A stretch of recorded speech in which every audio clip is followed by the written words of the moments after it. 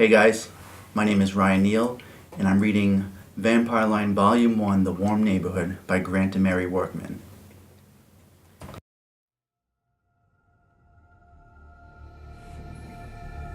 The bones were cold and felt old, but I knew they were old. They were mine. Rejuvenation had been long this time, and I was not myself yet. Feeling the last rays of the sun sinking behind the horizon, I thought about moving from the shade of the deep-set porch. It was late January, and the air was bitter, with damp moisture hidden in its gusts. From my porch, it was an easy study of the area. This place was quiet, which helped when moving around again after being down a long time. It was easier in an out-of-the-way neighborhood with warm, helpful people. These people had no idea that I was around. If they had known, they would likely have run.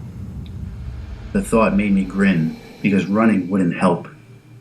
Grinning hurt my old jawbone, and that soured my mood. Not that my mood was good, it just got worse. When you'd been down as long as I had, the world moved forward, and you forgot how to be in it. Your bones grew very dry. I know mine needed a good wetting. The rays of the sunlight lingered, touching the moisture on the leaf-barren tree branches, having a prism effect like hundreds of tiny diamonds. It was time to move. I needed to move, actually wanted to, and stepped out into the wind. The powers that be laughed as they pushed their cooling night air harder at me. My suit jacket was worn, slacks were thin, and shoes were still wet. That was another thing about being down for a long time. As you slept, your clothes failed you. I stepped further away from the doorway. There was a car running somewhere up the street, which meant people. Warm people. Listening until the direction was known took a minute.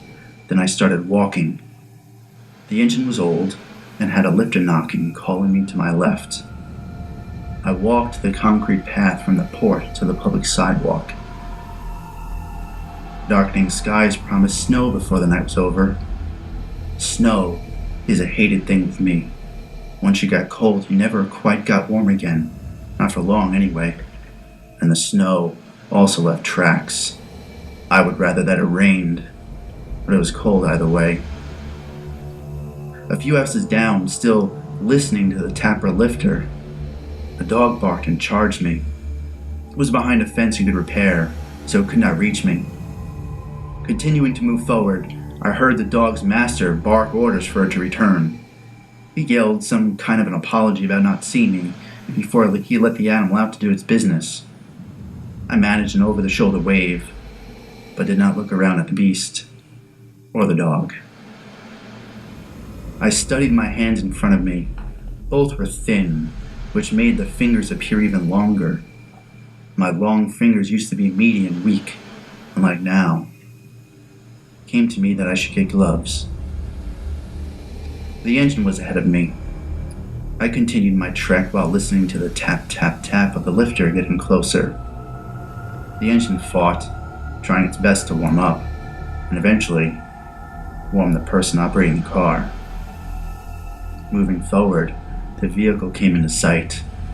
The hot air from the exhaust hitting the cold night air was creating its own thin fog bank. Fog was good, even with the cold. Two people, a man and a woman, could be seen standing near the car, but they were still so far away. Keep moving. Just keep moving. Keep walking. And I did. After they kissed, their conversation could be heard about, "I'll see you in the morning, and you be careful." I quickened my pace, but my bones just did not move fast enough. They were not wet enough. The car door opened and closed a second later. I was closer, but not there yet. The car ground into gear like the person behind the wheel had never before touched a manual transmission. The car lunged forward and out of the driveway. The man stood and watched the vehicle disappear up the street and around a corner. the lifter tapping the entire distance. He turned and stared back toward his house and noticed me in his peripheral vision. Noticed me, but ignored me. That was his mistake. Not that he had a chance even had he turned to face me. He walked to his front door, opened it, then heard my wet shoes behind him. Now he turned.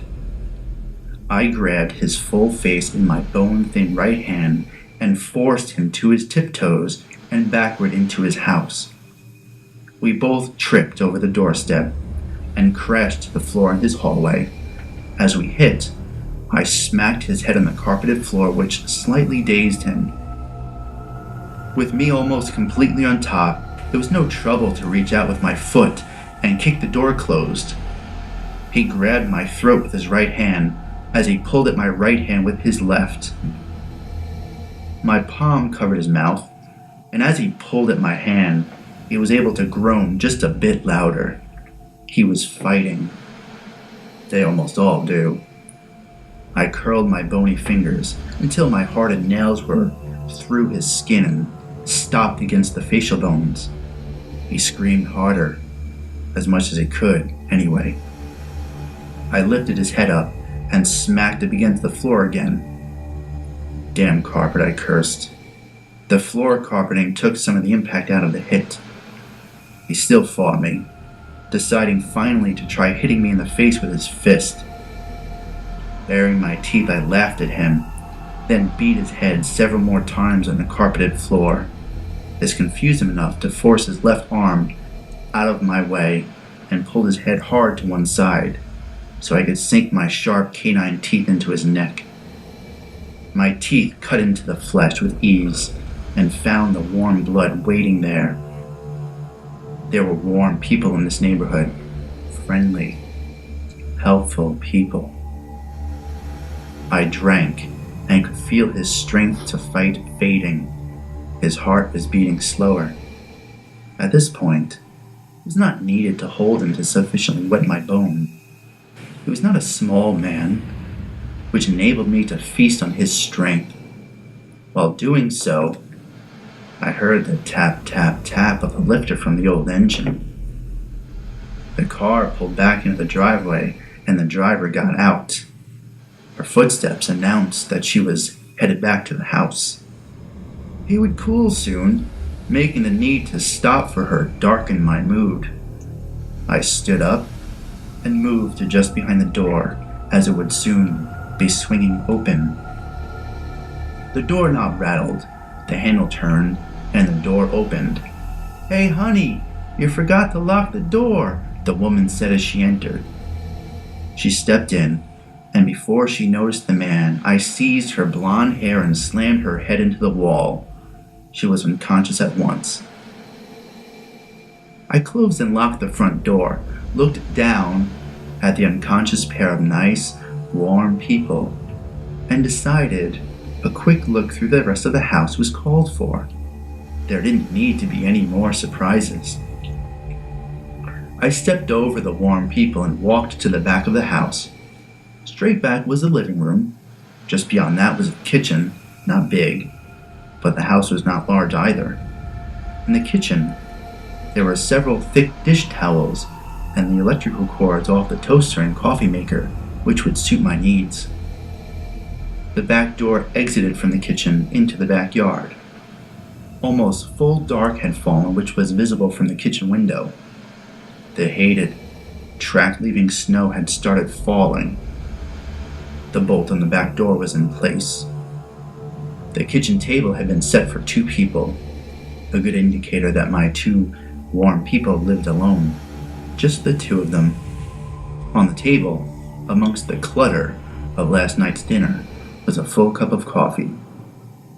I remembered coffee, and decided from the smell of the coffee that hot tea was better.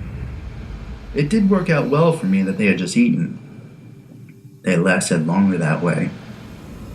Exiting the kitchen, there was a bathroom to the right. At the front of the house were the bedrooms. One was clearly for storage, and the other was their bedroom. The living room had sturdy built furniture from the look and feel of it. I headed back to my warm people, pulling a lamp electrical cord free also. She was groggy and waking up, so I stuffed a dishcloth into her mouth and secured it with one of my electrical cords before dragging her to a chair in the living room. It was proven best to tie her feet together to the left chair leg, then tie her hands together to the right arm of the chair. This put her body at a slight twist and gave her a less powerful position against her struggling to get free. She would wake soon and try to fight me. She could not do that now. The man ended up on the living room coffee table. The table was covered in magazines that I pushed off onto the floor before snapping 2 legs from one end of the table and placing the man's head on the downslope side angle of the table. As I was finishing up, the woman stirred, woke up, and looked at the man. She screamed into the gag, but her voice was muffled. I had my 2 warm people secured and had time to take my time and feast. The incline had increased blood flow to the brain, causing the man to twitch. It was a spasm, nothing more, but the woman screamed all the harder. With a look from me to the woman, terror filled her eyes. Be quiet and don't scream. You can't anyways. I motioned for her to be quiet with a finger pressed against my lips. She screamed into the gag. It wasn't loud, so it was to be ignored for now. The man was still warm, but cooling. Blood oozed out of the earlier punctures. The liquid would not go to waste, as it would get licked from the wound before I sank my teeth in again, feeding until he cooled and his heart stopped. With my eyes closed, I stayed seated on my knees next to the man's corpse on the table in front of me. My bones were old, but they were wet and warm again. They did not feel old right now. From there, I simply sat still, not moving, not breathing, not thinking, just being warm. She tried screaming again, but still not hard enough to penetrate the dishcloth in her mouth. Little noise escaped the heavy cloth gag. To inhale was almost like breathing for us, not quite though. It was warmth, even if it did not last. I opened my eyes and looked at her. Tears rolled down her pale-skinned face with her eyes fixed on me. We stared back at one another for a long time, till the skies outside caught my attention. The shades on the windows reported that night had dropped its full curtain. There would be a lot of snow tonight. Cold, track-creating snow. People were warm, and it was always good to be warm. I looked to the woman. Do you believe I would hurt you? She nodded furiously. Good. Obey me, and I will not. I lied, and she knew it, but she had no choice. Time to move. The chair was easier to break apart than it was to untie her from it. I broke the leg of the chair and repeated the process with the chair arm to free her hands. With my fingers wrapped in the thick winter coat she still wore, we relocated to the master bedroom at the front of the house, closing and locking the door behind us. My bones were old, but right now they did not feel that way. The phone on the nightstand rang. She and I watched it as if we expected more, or in her case, hoped for more. After several rings, the answering machine message came on and we listened. Hey Sally, you're late. Taking a sick day, I take it? I'll have someone stay over and cover for you. Say hey to Big Mike. We'll work at next week's schedule tomorrow. Night. Sal. The man on the other end of the phone hung up. I climbed onto the bed with Sally in tow. People are warm, and I wrapped my body around hers. She shivered like it was cold, but it was not, and she was warm. Be quiet. Be still, and I'll let you go. Understand? Sally nodded. We lay there wrapped in the warmth of her body heat while the feeding from Big Mike sank into my bones. I don't sleep, not much. Even not before this change. Now I don't sleep at all, unless it is time to be down. At first, Sally just worked on stopping her shivering. After a fashion, she had it down to a shudder. Her breathing became slower and steadier. People want to believe the lie that they will not be harmed. They force themselves to accept the possibility that I won't hurt them. Sally was no different. I shifted position and she jumped. Her heart raced, pounding hard and fast. My bones were moist and did not feel old. The dresser in the room caught my attention. I rose up off of Sally and walked to the wooden piece of furniture. Nice, black leather gloves just lay there, discarded after some adventure outside. The bed creaked. Sally was moving, but not that it mattered. The door was locked and grabbing her before she could open it would be easy. She still had her tied wrists and ankles to deal with too. I looked at her across the room in the mirror and saw her image, but not mine. Not that I reflected very much of one back. Sally raised a shiny black pistol, aimed it at my back, fired, and the gun jerked. I staggered from the surprise, and a second round hit me. Turning her direction, she shot me for a third time, which angered me, so I bared my teeth and started around the bed. Tied feet and all, Sally awkwardly jumped at the window, smashed through it, and landed in the fresh powdered snow. She lay there only a second, but in that second I was outside too. She raised the gun and fired several more rounds. Some even hit me. The warm, helpful neighbors all ran out into their front yards to see what was happening. Gunshots ringing out in the middle of the night was not part of their nice, warm neighborhood. Bright porch lights glared into the moonless night. Some of the neighbors came out with flashlights, while others brought a flashlight in one hand and a gun in the other. I stood in the hated, track-leaving snow. Sally had a glimmer of hope. There were people around now, closing in to help her, so she stopped shooting me. Not that it mattered that she shot me. I was in a bad mood because this commotion cost me a nice, new pair of black leather gloves. She messed that up, and Big Mike's blood was being wasted, dripping from my body. Sally would replace that with her own blood, so I jerked her to her feet. Sally's warm neighbors didn't know what to expect or what the trouble was. They closed in around us to investigate, to watch. They saw me drive my 4 sharp teeth deep into her soft throat and feed. As a group, they shuddered in shock before they reacted. Someone else raised a gun. A rifle fired. Then someone else fired, and another. My thin, worn suit began to take damage. Sally's blood surged into me, followed by her warm, helpful neighbor's blood. By then, my suit was too destroyed to keep, so I pulled new clothes from one of the cold neighbors and covered my old bones. The end.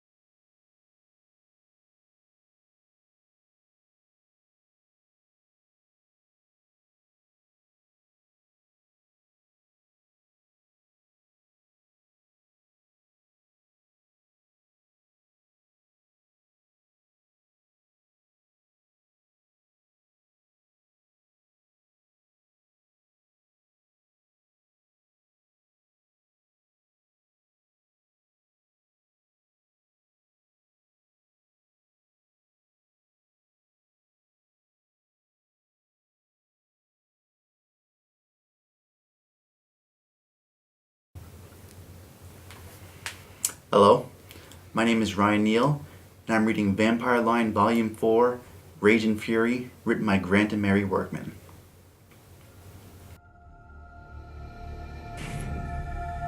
There's a light wind which cools the night more than I like. Winter's about to return, but at least it does not feel like snow. It is not a snow-announcing night sky either, just black, moonless, and only a few stars. The cold goes deep into my dry bones as I study the nearby town, smallish and peaceful, away from any major freeways. In the distance, an animal howls and I think about my wolf. She is 10 cities away. She hates me, and that is not good. The wind is picking up like a cold fall rain will soon follow. Outside the house, the front door slaps back and forth in the wind, cracking the door hard against the inside wall. I glance back into the house. The dead couple could not be seen from the doorway. They are in the storm shelter basement. The night before, my old, dry bones fed well, so I slept the day away undisturbed. Well, what passes as sleep for my kind. It is time to move on and find a suitable means of transportation, head out, hit the road, and get more distance from my troubled wolf. I light a cigarette taken from the house, get the tobacco end cherry red, and toss it into the lighter fluid trailing through the house. The Zippo lighter then disappears into my right pants pocket as a sudden wave of heat washes out the front doorway of the house. Something deep in the house's expanse explodes as I walk off the porch. Its contents create pops, crackles, and bursts of burning items. The curved road toward the nearby town beckons. It lies some 6 miles east with nothing but trees and woods between it and this house. On the walk into town, I will not be seen, or at least not noticed. Not like driving into town in a known resident's car. That will cause questions, and I have no patience with people questioning me. I walk unrushed, and I'm not far from the house with its glowing glow from the flames, when headlights come from the upcoming bend. Headlights find me at once, and with almost no pause, the flashing blue and red lights stop the vehicle come to life. Races toward me and stops with a heavy foot on the brake. The powerful engine groans in protest at having to stop. Hey there, buddy. You want to tell me why you're walking around out here at night? The man that gets out of the driver's side is taller than me. His partner, getting out of the other side, is bigger than the sheriff. He has huge muscles pressing against his uniform. And what's with the glow back there near the house? Asked the partner. That would be fire. I smiled at the sheriff. You're close patrolling your town. You shouldn't have seen the glow yet, I wouldn't have thought. What fire? The miller's house is on fire? The partner asks. The sheriff pulls his gun and trains it on me. Hal, run down there and check on them. I raise the hand. No need, Hal. I killed them before setting fire. Hal runs toward the house while the sheriff stares at me. I grin and, slightly stepping forward, fully anticipate the sheriff's action. He fires and the bullet hits me in the chest. The projectile gets ignored as it is not a surprise, so it does not even knock me off balance. I leap at the sheriff. Hal hears the shot and starts back. One strike to the sheriff's head and he is unconscious at my feet. Hal grabs my shoulder, which results in his arm being broken wrist, elbow, and shoulder one motion. He cries out in pain, forcing me to clamp my hand over his mouth and buckle his left knee, putting him on the ground. His heart is racing as my teeth sink into his throat to feed for a brief second before releasing my bite. The twist of his head sharply to one side tears tendons and separating neck joint bones. I spit out his blood, steroids, and spit again, moving on to the sheriff. The sheriff's heart is calm, as bite penetrates his skin to his blood is healthy. However, he has a sugar problem. He is a developing diabetic, giving the blood a sweet taste. Even though his blood is healthy, now, it is not hers. Not my wolf's blood. I drain him fast, thinking of her. After collecting their cash and cell phones, both bodies are rolled off the road. Upon entering their vehicle, the annoying flashing lights have got to go, as do the headlights. Ahead, the town waits for me.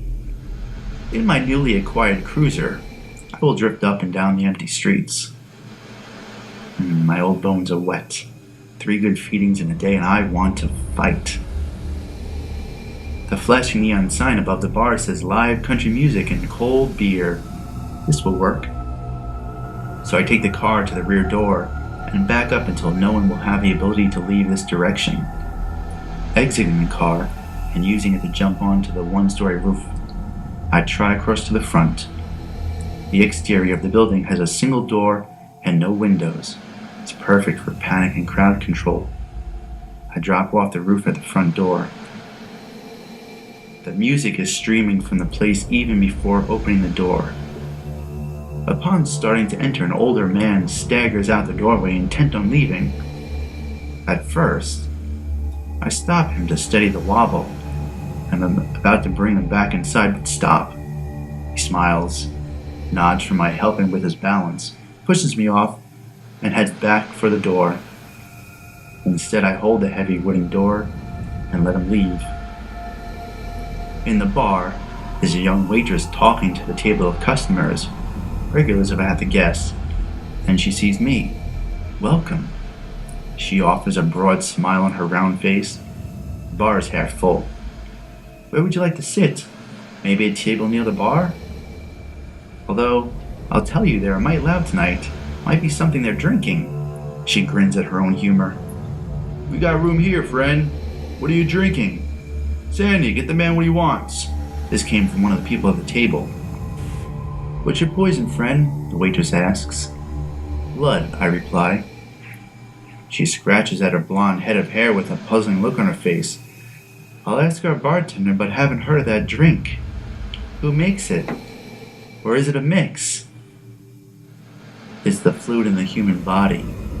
I grab her and sink my teeth into her throat as she lets out a scream. All the room looks around, as half the room is already moving to come to her aid. The closest man to us pulls a knife, intending to stab me, so I move the waitress into his path. He screams in shock, more than she does in pain, as his knife finishes her off. I release her, slap the knife away, punch him in the throat, and he falls to his knees choking. Moving on to the next closest person, injuring them, and finding another, and then someone else, leaving damaged beasts in my wake to come back to. A human beast recovers the knife and thrusts at me, only to get that arm broken and my teeth in his neck. The women in the bar are shrieking a thrill. Some are throwing bottles and glasses at me. The bartender tosses a bat to a big man as he himself brings a shotgun up from under the bar countertop. My hand stops the bat, which vibrates it like it has hit a solid post. I take the bat away, and with the butt end pop the beast in the forehead. He falls backward from the hit. The bartender, wielding the shotgun, levels it at me and fires. I pull one of the patrons fighting me into the blast path. What a waste of blood. The second round from the shotgun barrel hits my right shoulder and destroys my ruined jacket just that much more. The bat in my hand proves more useful than the empty gun, so I club the bartender. Men and women start for the front door trying to leave, and a few try the back door that is blocked by the sheriff's cruiser. Those at the front door find that they cannot get past me to escape. Most fight until I take the fight out of them. Some, as they realize, they cannot flee from me, surrender like I am taking prisoners or hostages. Those that surrender move quickly to one corner upon my order to do so. The bar is mine, and I begin to feed well as the cold night wind blows outside. I feed and receive no more fight from these patrons, which enrages me more than if they fight till the last person. My old bones are wet, and I want to fight. I kick the damaged ones as I walk around the room until most of all the patrons are emptied of their valve, their blood. There is one person left huddling in the furthest corner away from me. She has cried until there are no tears left and shudders at my approach. "Why?" she asks as I stop in front of her. "Why did you do this? Why didn't you stop fighting to live?" "How could I stop you? They couldn't. What are you?" I smile and my jaw cracks like it does sometimes. You know the answer to that. I kneel in front of her. "What's your name?" "Robin. Please don't kill me." She cannot move any further away from me and the wall she's against, but she is trying. If she could push through the brick and mortar building, my little Robin would fly. "Do you have family here?" She nods. With a shaking hand, she points at the big man that used to bat, then points to the bartender. "My husband and dad. They fought well as your kind can against my kind." Robin finds her strength. I watched the words hit her harder than any physical blow from me could have. Robin's tiny fists ball up, and she punches me in the face. "I don't want to hear that," she screams at me. "I don't want to know they died well. I want them here alive." Her temper flares high. Robin strikes again, forgetting who or what she is facing. You will want to remember those words in the years to come. They might bring you just a little comfort in the dead of night.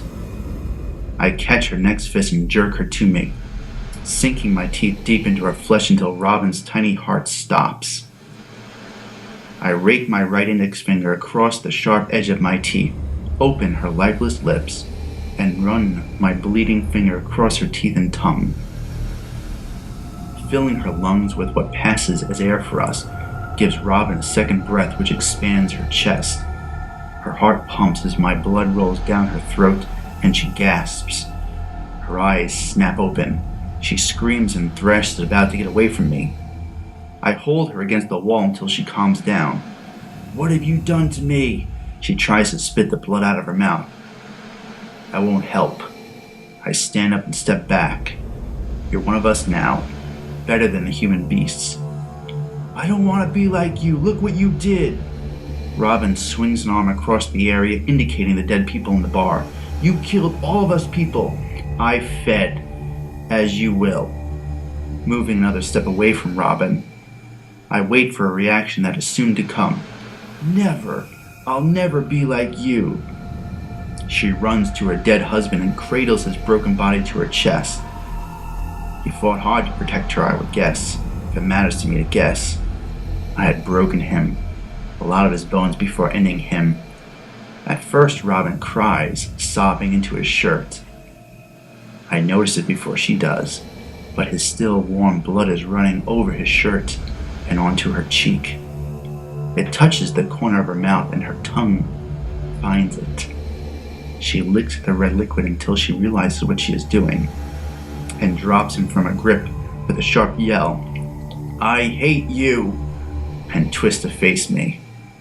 Who cares? It's a very long list to join. I head toward the back door. "It won't open," Robin says with a smile. "That's why some of us didn't get away." I know. I blocked it. With a good grip on the door, I jerk the door and frame out of the wall. Robin jumps to her feet. How? We are stronger than they are. The hole in the wall gives us direct access to the sheriff's vehicle. I move over the trunk to the driver's door. "Come along, hurry." "I'm not going with you." "Fine, but you can't stay in the bar. Be sure you're under good cover before sunrise, or the sun will end your existence." I open the car door. "But you know that now, don't you? The genetic knowledge passed on through the transfer told you about the sun, right?" "Wait, you can't leave. You can't do this to me and just leave." "You need to leave the bar now. Whether you come with me or not is up to you, but you can't stay here." Robin folds her arms and stares at me. Why not? Smiling is now easy. My bones are well wet, and I have no pain. I extract the Zippo lighter, strike it, and toss the tiny metal box into one of the many pools of alcohol from the broken bottles and spilled drinks. The bar ignites quickly and is hot in a flash. The flames force Robin to abandon the bar and join me outside. I smile at her, climb into the car, and start it up. Gunning the engine with the brake on, the tires smoke, but the car only rocks and does not advance forward. Robin makes her decision and pulls on the locked handle of the passenger door. I wait until she taps on the glass before unlocking the door and letting her in. The sheriff's cruiser has a powerful engine, so we speed away up the street as the bar explodes. Fuming mad at me from the passenger seat, Robin finally looks over at me. What's your name? Andrew. The end.